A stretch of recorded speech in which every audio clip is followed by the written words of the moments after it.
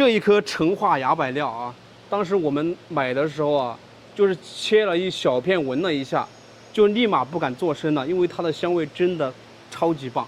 我记得是那种菠萝凤梨味的，对不对？甜甜的，甜甜的，非常非常香。所以我对它的话是非常非常期待。你看它是那种从悬崖峭壁里面伸出来，然后被风吹来，你看它这个拐来拐去，看到没有？拐的不行了，应该已经拧了几圈了那种感觉。所以这个料子它生活是真的非常不容易啊。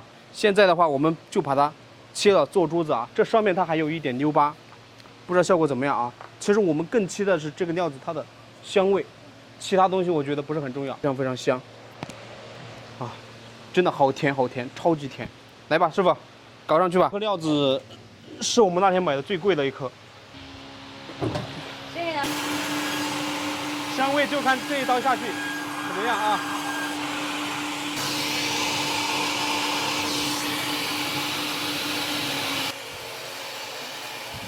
这一坨溜巴，我只要它出3条好的，我就不怕了。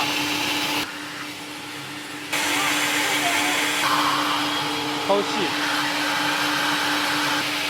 牛逼吧？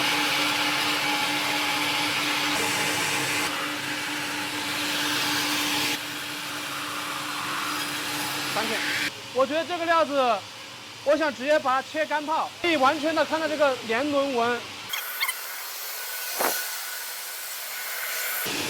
这几漂亮啊！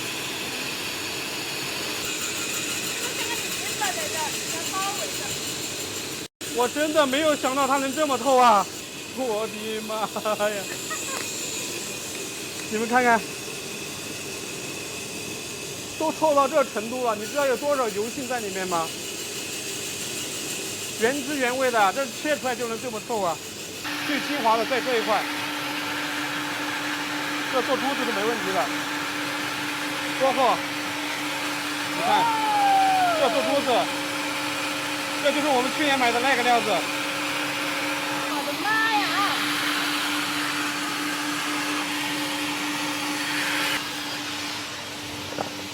大，估计有1、2条，所以每一条好珠子真的来之不易。朋友们，我们这个料子既做出了溜巴，又做出了超级，就是我们说的大红灯笼。满玉化的，但是这个大概只能做2条吧，应该。现在一条好珠子是非常难得的，需要很多料子，对，怼出来。我们看一下这个溜巴效果怎么样？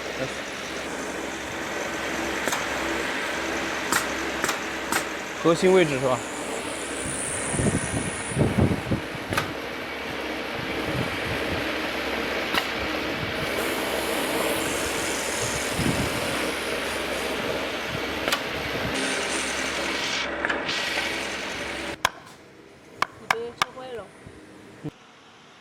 打了2片，凑1串都凑不齐。